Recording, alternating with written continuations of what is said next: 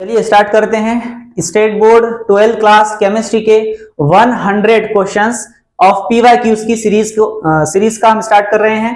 तो ये chemical kinetics का एक क्वेश्चन है। देखिए मार्च 2025 में ही इसको पूछा गया है, ठीक है, इसी साल का क्वेश्चन है। और इस क्वेश्चन में देखिए दो केसेस आपको दिए हुए हैं। एक बोल रहा है कि concentration of A is double with being be constant. तो अगर हम रेट लॉ को लिखते हैं तो किस तरह से रेट लॉ लिखा जाता है, हम लिखते हैं रेट इज इक्वल टू है कांस्टेंट, तो कॉन्सेंट्रेशन ऑफ ए आपको लिखना होता है और इनटू में कॉन्सेंट्रेशन ऑफ बी आपको लिखना होता है। तो जब हम रेट लॉ एक्सप्रेशन बनाते हैं तो उसमें ऑर्डर को दिखाने के लिए, ऑर्डर ऑफ रिएक्शन को दिखाने के लिए a to the power x लिखते हैं, b to the power y लिखते हैं। हम बोलते हैं कि x प्लस और y इज इक्वल टू होता है एक्चुअल में ऑर्डर ऑफ रिएक्शन, ठीक है। तो ये फर्स्ट केस के लिए हमारे पास में बना हुआ रेट लॉ है। और अगर ये रेट लॉ है तो क्वेश्चन में आगे ये दिया हुआ है कि if the concentration of A is double, ये देखिए, तो कॉन्सेंट्रेशन ऑफ ए को अगर डबल कर दिया जाए और बी को अगर कांस्टेंट रखा जाए तो ये रेट किस तरह से हो जाएगा, रेट भी डबल हो जाएगा। ये क्वेश्चन है हमारा। तो इसमें रेट जो है ये रेट डबल हो रहा है अगर हमने ए के अमाउंट को भी डबल कर दिया। तो ए का अमाउंट डबल हुआ 2 into a to the power x और बी को कांस्टेंट रहने दीजिए, तो b to the power y जैसा का वैसा हो जाएगा। तो ये ब्रैकेट ओपन करने के बाद आपको इस तरह से दिखाई देगा 2 into rate is equal to हुआ कांस्टेंट, ये ओपन करने के बाद 2 टू द पावर x और a to the power x आपके पास रह गया इंटू में b to the power y, ये हमारे पास में मिल रहा है, ठीक है। इसको आप कंसिडर कर लीजिए कि ये इक्वेशन नंबर 1 हमारे पास में है, ठीक है। जबकि a प्लस बी के लिए अगर हमारे पास में ये इस तरह से इक्वेशन है a प्लस बी, इससे कोई कन्वर्जन p में हो रहा है, तो इसके लिए हम रेट लॉ क्या लिखेंगे, जनरल रेट लॉ हमारे पास में बनेगा rate is equal to concentration of a to the power x and concentration of b to the power y। ये हमारे पास में जनरल इक्वेशन है। आप इस इक्वेशन को बोल दीजिए कि ये इक्वेशन नंबर हमारे पास में 2 बनी हुई है, ठीक है, ये इक्वेशन 2 हमारे पास है। तो अगर हम इक्वेशन 1 को इक्वेशन 2 पर अगर डिवाइड कर दें तो आपको ये इक्वेशन इस तरह से दिखाई देगी।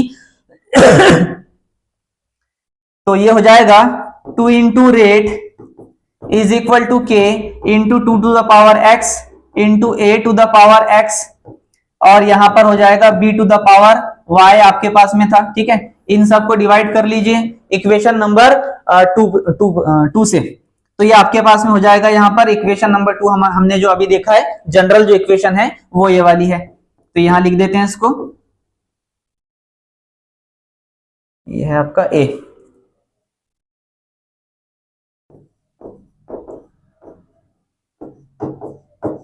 ठीक है, ये हमारे पास में इक्वेशन बनी। अब देखिए अगर हमने दोनों इक्वेशंस को इस तरह से डिवाइड कर दिया है तो यहां से कुछ अमाउंट जो है सेम जो क्वांटिटी है वो कट रही है। तो रेट आपका यहां से कैंसिल हो चुका है, कांस्टेंट आपका यहां से कैंसिल हो गया, a to the power x भी आपका यहां से कैंसिल हो चुका है, b to the power y भी आपका यहां से कैंसिल हो चुका है। तो अब आपको यहां सिर्फ क्या दिखाई दे रहा है, यहां से रिमेनिंग है 2, लिख देते हैं 2 इज इक्वल टू, यहां से रिमेनिंग है आपका 2 टू द पावर x, ये हमारा रिमेनिंग है।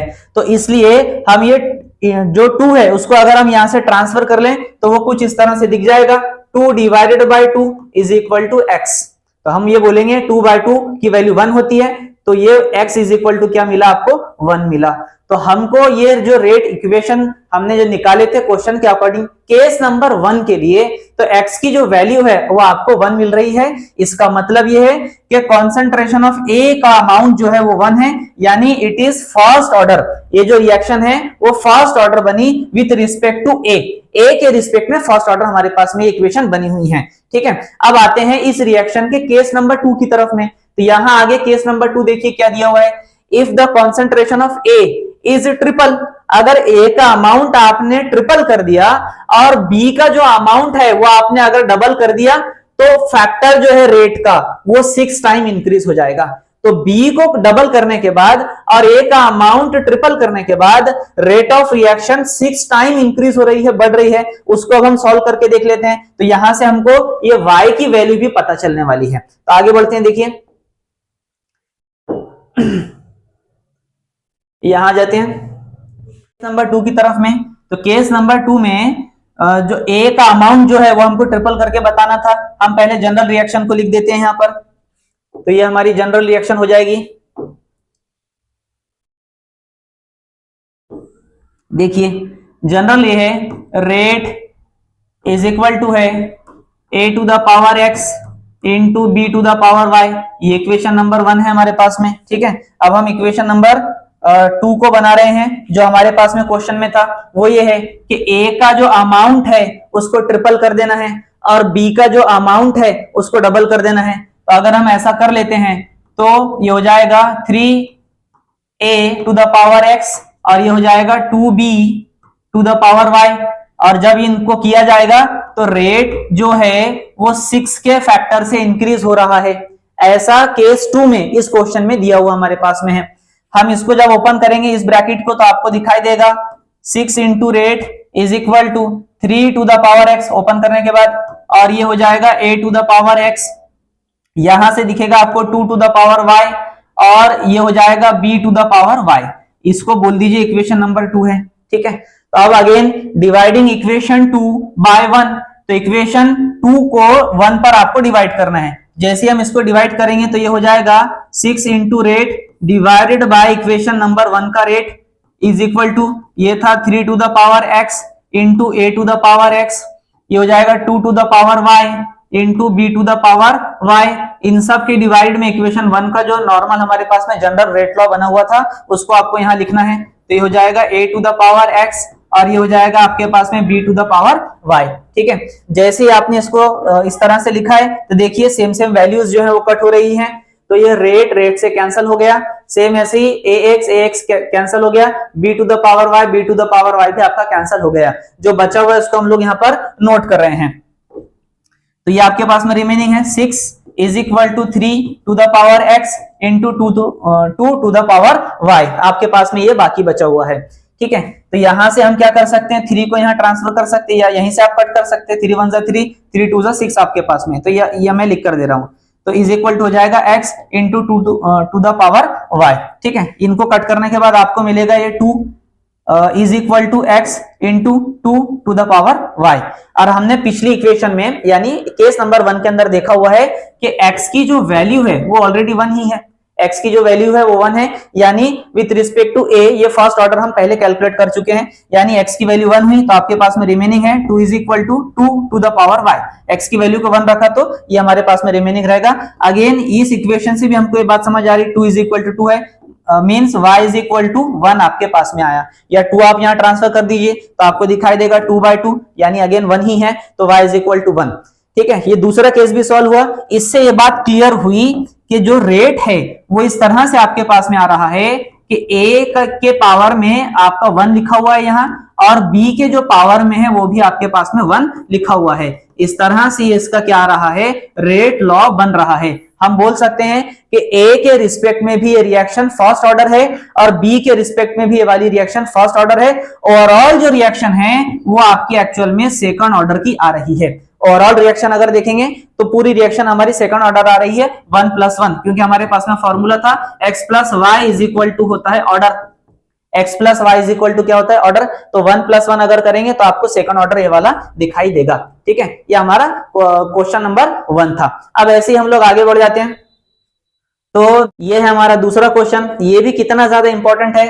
जो सेम क्वेश्चन मार्च 2023 में पूछा हुआ है, सेम क्वेश्चन मार्च 2022 में, सेम क्वेश्चन 2019 में पूछा हुआ है और सेम ही क्वेश्चन टेक्स्ट बुक की केमिस्ट्री की जो टेक्स्ट बुक है उसकी एक्सरसाइज में ये सेम ही क्वेश्चन दिया हुआ है। वहीं से मैंने यहाँ पर लिया हुआ है। देखिए पहला केस है यहाँ पर 99.9% की रिएक्शन कंप्लीट हो रही है, जबकि दूसरी जो रिएक्शन है वो 90% की कंप्लीट हो रही है और दोनों एक दूसरे के रिस्पेक्ट में यानी 99.9% जो है वो 3 टाइम्स ज्यादा है और 90% की जो है वो कम है। तो इसको हमको दिखाना है, रिप्रेजेंट करना है। इसको किस तरह से रिप्रेजेंट किया जाएगा तो केस 1 कंसिडर कीजिए। 99.9 वाला केस 1 है आपके लिए। तो यहां हम लिख देते हैं तो इनिशियल इसका अमाउंट कितना होगा। ये तो 99.9% कंप्लीट हो चुकी है तो इनिशियल अमाउंट जो है वो एक्चुअल में इसका 100% था। तो 100% है, हम उसको इनिशियल के लिए लिख देते हैं कि A0 की वैल्यू आपके पास में है। तो फाइनल की इसकी क्या वैल्यू हो जाएगी तो फाइनल के लिए हम लिखेंगे फाइनल का कॉन्सेंट्रेशन हो जाएगा 80 और फाइनल कितना है आपका 99.9% का ये फाइनल था इसका। ठीक है, तो ये फाइनल यहां तक पहुंचा है। रिमेनिंग अमाउंट कितना है, तो जो अमाउंट रिमेनिंग इसका है तो 80 की वैल्यू हम इस तरह से लिखेंगे 100 माइनस 99.9%। ठीक है, तो ये रिमेनिंग अमाउंट हो जाएगा और जो कि होगा 0.1 का। ये रिमेनिंग है। इनिशियल अमाउंट कितना था 100, रिमेनिंग अमाउंट कितना है हमारे पास में 0.1% का। सेम केस 2 के लिए हम यहां पर ऐसा कर सकते हैं। तो ये था आपके पास में 90% का। ठीक है, ये 90% तक रिएक्शन कंप्लीट हो चुकी है। तो अगेन इसका भी इनिशियल अमाउंट कितना होगा 100% का होगा। तो इनिशियल जो है वो A0 इज इक्वल टू 100% था, जबकि फाइनल क्या हो जाएगा, फाइनल रहेगा इसके लिए 80 इज इक्वल टू 100 माइनस 90। 100 में से 90 को आप निकाल दीजिए, वो बचा आपके पास में 10। तो ये आपके पास में इन फाइनल अमाउंट जो है सेकंड केस के लिए बाकी बचा है। तो इसको कंसिडर कीजिए केस नंबर 1 और ये कंसिडर कर लीजिए आप केस नंबर 2। ठीक है, तो हम इसके लिए क्या rate law, integrated rate law जो हमारे पास में बना हुआ था, इंटीग्रेटेड रेट लॉ जो हमने पहले भी देखा है वो यहां पर आपको ड्रॉ करना है। तो इस रिएक्शन के लिए यानी T 99.9% के लिए इनिशियल रेट लॉ हमारे पास में, इनिशियल बोल रहा हूं मैं, इंटीग्रेटेड रेट लॉ हमारे पास में होगा 2.303 divided by K into log, और यहां होगा A0 डिवाइडेड बाय 80। ठीक है, ये हमारे पास में इक्वेशन है इसके लिए। तो सेम इक्वेशन हमारे लिए 90% के लिए भी होगी। तो हम ऐसा लिख सकते हैं T90 और ये हो जाएगा 2.303 डिवाइडेड बाय K इंटू में हो जाएगा लॉग, और ये रहेगा अगेन A0 डिवाइडेड बाय 80। ठीक है, इसको हम बोल देते हैं कि ये केस नंबर 1 था तो इक्वेशन नंबर 1 है, ये केस नंबर 2 था तो इक्वेशन नंबर 2 हमारे पास में बनी हुई है। अब हम इसको अगर पता करेंगे तो हम ये करेंगे कि इक्वेशन नंबर 2 को डिवाइड करेंगे इक्वेशन नंबर 1 पर। जैसे ही हम इक्वेशन 2 को 1 पर डिवाइड करेंगे तो देखिए क्या बनने वाला है, लिख देते हैं यहां पर। तो ये हो जाएगा इक्वेशन 2 था आपके पास में T 90% का, डिवाइड कर लो इक्वेशन 1 पर, तो ये 99.9% की आपकी इक्वेशन थी, इज इक्वल टू, यहां पर हमारे पास में T 90 के लिए बना था formula 2.303 divided by K, into में है लॉग, और यहां पर है A0 का कॉन्सेंट्रेशन। ठीक है, और डिवाइडेड बाय है यहां पर 80 का कॉन्सेंट्रेशन, इसके अपॉन में ले लेते हैं यहां। तो ये हो जाएगा 2.303 डिवाइडेड बाय K इंटू में है लॉग, और यहां हो जाएगा A0 कॉन्सेंट्रेशन और 80 कॉन्सेंट्रेशन। ठीक है, अब यहां से देखिए जो सेम चीजें हैं उसको हम फिर से कट कर लेते हैं। तो ये पूरी इक्वेशन, ये सेम पूरी इक्वेशन जो है डिनोमिनेटर में होने की वजह से कट हो चुकी है। जो अमाउंट यहां बच गया हम उसको लिख लेते हैं। हमने पिछले अभी गिवन डेटा के अकॉर्डिंग देखा है A0 जो है वो 100% है दोनों के लिए भी, जबकि 90% में 80 की जो वैल्यू थी वो आपके पास में 10 अमाउंट आ रहा था 80 का जो अमाउंट है, और यहां से 80 का जो अमाउंट है वो आपका 0.1 आया था। ये वाली वैल्यूज को हम यहां इस इक्वेशन में लाकर रख देंगे। तो जैसे ही यहां रखेंगे तो आपको दिखाई देगा ये T90 divided by T 99.9% is equal to आपके पास में यहां से बना है लॉग, ये था 100%, ये है लॉग 100 डिवाइडेड बाय 80 आपके पास में 10% का बचा हुआ था। इन सब के डिवाइड में ये वाले लॉग में वैल्यू रख देते हैं। तो 99.9% के लिए इनिशियल जो कॉन्सेंट्रेशन था वो अगेन 100 ही था, डिवाइडेड बाय फाइनल जो इसका कॉन्सेंट्रेशन था वो था आपके पास में 0.1% का। ठीक है, अब इसको सॉल्व कर लेते हैं। देखो 100 डिवाइडेड बाय 0.1 है, तो मैं 0.1 को 1 बना सकता, यानी 10 टू द पावर -1 आएगा, जो ऊपर जाने के बाद में पॉजिटिव हो जाएगा। तो पॉजिटिव में डेसिमल की टर्म को आपको राइट साइड पे शिफ्ट करना होता है, यानी ये बन जाएगा 1000, या शॉर्टकट में हम इसको ऐसा भी बोल सकते हैं कि नीचे 0.1 है तो यहाँ के डेसिमल की जगह पर यहाँ पर आप एक 10 इंक्रीज कर दीजिए, तो ये नीचे आपको log 1000 दिखाई देगा। तो नीचे की जो इक्वेशन है इसमें ये एक्चुअल में हो जाएगा log 1000। इसको मैं इस तरह से लिख सकता हूं log into 10 to the power 3। ठीक है, इसको हम ऐसा नोट कर सकते हैं। तो log 10 to the power 3 हमारे पास में बना हुआ है। ऊपर से अगर हम इसको कट करें तो ये 10 और ये 0 जो है आपका ये कैंसिल हो चुका है, ऊपर बाकी बचा है सिर्फ हमारे पास में log 10। ठीक है, यहां से सिर्फ हमारे पास में log 10 ही बचा हुआ है, और सबको पता है log 10 की वैल्यू कितनी होती है 0, और log 10 to the power 3 की वैल्यू कितनी होती है 3 ओनली। ठीक है, तो इसकी जो वैल्यू है वो 3 है। इस हिसाब से अगर हम इसको देखें तो log 10 कैंसिल हो चुका है पूरा, इसका अमाउंट पूरा 0 हो गया, और log 10 टू द पावर 3 का अमाउंट जो है वो एक्चुअल में 3 आया। तो ये 3 को, ये डिनोमिनेटर में है तो ये 3 को हम यहां शिफ्ट कर सकते हैं ये वाली साइड में लाकर, तो आपको ये इक्वेशन कुछ इस तरह से दिखाई देगी। तो ये हो जाएगा T90% मल्टीप्लाइड बाय 3 हुआ आपका, इज इक्वल टू, डिनोमिनेटर में कौन था, इसके डिनोमिनेटर में T99 था, उसको यहां आप शिफ्ट कर लीजिए ये वाली साइड में, तो वो हो जाएगा आपका 99.9%। ठीक है, तो ये हमारा जो क्वेश्चन था ये पूरा हुआ। हमको शो करके दिखाना था टाइम रिक्वायर्ड, तो हमने टाइम रिक्वायर्ड को 3 टाइम्स में और शो करके यहाँ पर दिखाया हुआ है, तो ये 3 नहीं है यहाँ। ठीक है, ओके। अब आगे बढ़ते हैं, देखिए ये क्वेश्चन हमारा हुआ। अगला जो क्वेश्चन है देखिए, ये भी बड़ा एक इंपॉर्टेंट क्वेश्चन है। क्वेश्चन में 2023 में सेम क्वेश्चन पूछा हुआ है, 2022 में सेम क्वेश्चन पूछा हुआ है, सेम देखिए 2025 में भी सेम ही क्वेश्चन पूछा गया है। ठीक है, 3 बार ये वाले जो क्वेश्चंस हैं वो रिपीट किए जा रहे हैं। अब हम इस पर बात करते हैं। देखिए इसको कैसे सॉल्व करना है आपको, बहुत ही सिंपल है, बहुत ज्यादा आसान है। ऑर्गेनिक केमिस्ट्री में भी आपने ऐसी मिलती जुलती रिएक्शंस को किया हुआ है।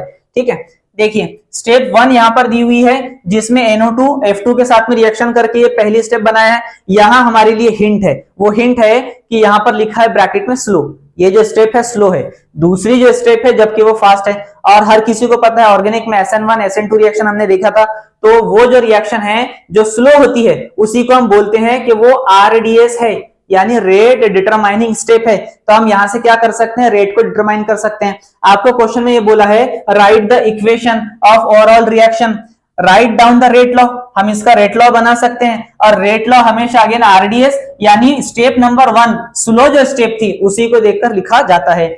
और आखिरी हिस्सा पूछा है identify the reaction intermediate, reaction का इंटरमीडिएट क्या है हम उस पर भी बात कर रहे हैं। तो सबसे पहला काम कर लेते हैं ओवरऑल रिएक्शन। ओवरऑल रिएक्शन कैसा लिखेंगे, दोनों इक्वेशन नंबर 1 और इक्वेशन नंबर 2 को हमको क्या करना है, डिवाइड कर देना है। जैसे सॉरी डिवाइड करना बोल रहा हूं मैं, तो इन दोनों को क्या करना है, मर्ज कर देना है। जैसे आप इन दोनों को ऐड कर देते हैं तो लेफ्ट हैंड साइड पर देखिए रिएक्टेंट कितने हैं, NO2 2 टाइम्स आपके पास में, तो आप डायरेक्ट लिख दीजिए 2 टाइम्स NO2 आपके पास में हो गया। उसके बाद में प्लस में यहां पर क्या लिखा हुआ है आपके पास में F2। अब F2 के नीचे एक और F है, मगर ये जो F है इस F के साथ में कैंसल हो चुका है, क्योंकि पहली स्टेप में जो प्रोडक्ट बना था वो सेकंड स्टेप का रिएक्टेंट है, यानी जो प्रोडक्ट निकला था वो कंज्यूम भी हो चुका है, इस वजह से हम इसको कट कर रहे हैं। अब आगे आपके पास में कौन बचा प्रोडक्ट, तो प्रोडक्ट की तरफ में देखते हैं NO2F 2 टाइम्स बाकी बचा है, तो एक साथ इसको लिख देते हैं। ये हुआ NO2F, और ये F तो हम पहले ही कट कर चुके हैं। तो ये जो आपका पहला क्वेश्चन था इसका आंसर ये वाला हुआ। ठीक है, ये हमारा सॉल्व हो गया पहला वाला हिस्सा। दूसरा क्या बोला है, write down the rate law, इसके लिए हमको रेट लॉ लिखना है। याद रहे रेट लॉ हमेशा कहां से लिखेंगे, जो स्टेप स्लो है या स्टेप 1 जो है या रेट डिटरमाइनिंग जो स्टेप है वहां से आपको रेट लॉ लिखना होता है। तो रेट लॉ देखिए क्या बन जाएगा, इस इक्वेशन को देखकर यहां लिख देता हूं मैं आंसर इसका, रेट इज इक्वल टू हो जाएगा K, और NO2 का कॉन्सेंट्रेशन आपको लेना है, ये लिया मैंने NO2 का कॉन्सेंट्रेशन, इनटू में उसके साथ में कौन लिखा है F2, तो हमको लेना होगा F2 का कॉन्सेंट्रेशन। ठीक है, तो सेम ही क्वेश्चन 2025 में भी आया है, बस F2 की जगह पर यहाँ Cl2 लिखा हुआ है। ओके, आगे बढ़ते हैं। आइडेंटिफाई द रिएक्शन इंटरमीडिएट आपको बोला है, तो रिएक्शन का इंटरमीडिएट वो होगा जो स्टेप 1 में प्रोडक्ट बना और वही सेम जो प्रोडक्ट था स्टेप 2 के अंदर कंज्यूम भी हो चुका है, उसको हम बोलते हैं कि इंटरमीडिएट है। तो स्टेप 1 में आपका यहां से कौन बना था, F बना था, और यही आपका F कंज्यूम भी हो चुका है, यानी आपका इंटरमीडिएट जो बना, यहां से आपको जो इंटरमीडिएट फाइंड करना था वो इंटरमीडिएट आपका F है। ठीक है, क्लियर हो गया ये। तो ये आपका एक्चुअल में आ गया, एक और क्वेश्चन हमने ये सॉल्व करके देखा है। और आगे बढ़ जाते हैं अगले क्वेश्चन की तरफ में सीरीज के। देखिए तो अगला क्वेश्चन है हमारे पास में, right the relationship between rate constant and half life of first order reaction. First order reaction के लिए आपको रिलेशन बताना है हाफ लाइफ और उसके कांस्टेंट में, यानी K का रिलेशन आपको यहां पर दिखाना है और उसके हाफ लाइफ का आपको रिलेशन बताना है। देखिए क्वेश्चन कितना ज्यादा इंपॉर्टेंट है कि ये सेम क्वेश्चन जो है वो 2025 में है, सेम जो क्वेश्चन है 2019 में है, सेम जो क्वेश्चन है वो आपका 2022 में भी पूछा जा चुका है। और क्योंकि ये फर्स्ट ऑर्डर रिएक्शन है, यहां लिखकर दे रहे हैं आपको कि रिएक्शन जो है फर्स्ट ऑर्डर की बनी हुई है, उसके अकॉर्डिंग आपको ये करना है। तो फर्स्ट ऑर्डर सबसे पहले क्या करेंगे, तो इंटीग्रेटेड रेट लॉ था इसके लिए हमारे पास में फर्स्ट ऑर्डर रिएक्शन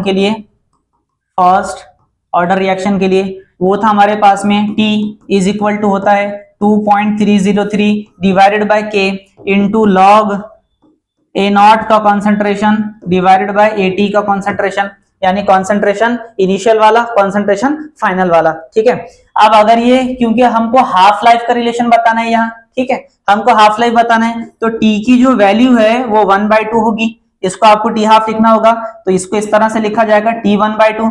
सेम ऐसे ही यहाँ पर एक फाइनल की वैल्यू थी हमारे पास में AT, तो इसीलिए हम हाफ के लिए हाफ लाइफ अगर हम लोग इसकी निकाल रहे हैं तो आपको AT की वैल्यू को लिखना होगा A 1/2, या टेक्स्ट बुक में इसी को इस तरह से भी लिखा है और करके मैं लिख कर दे रहा हूं आपको, तो ये A0/2 A0/2, तो इस तरह से भी हम इसको लिख सकते हैं। तो आप ये कीजिए कि T हाफ की जो वैल्यू थी ये नंबर 1 और ये 0/2 की जो वैल्यू है, इसको इक्वेशन नंबर 2 हम बोल रहे हैं, ये दोनों वैल्यूज को ये इंटीग्रेटेड रेट लॉ जो हमारे पास में था वो उसके अंदर ये वाली वैल्यू को लाकर रख देना है। जैसे ये वाली वैल्यू को आप यहाँ पर लाकर रखेंगे तो फर्स्ट जो इक्वेशन है वो इस तरह से हो जाएगी, T half is equal to, T की जगह पर क्या आ गया, T हाफ, ये हो गया, आगे है 2.303 डिवाइडेड बाय है K, इंटू में है लॉग A0, ऊपर में था जैसा का वैसा रखो, A0 डिवाइडेड बाय AT की जगह पर क्या आ जाएगा, तो AT की जगह पर आ जाएगा A0/2, ये लिख देते हैं, तो ये आपका हो गया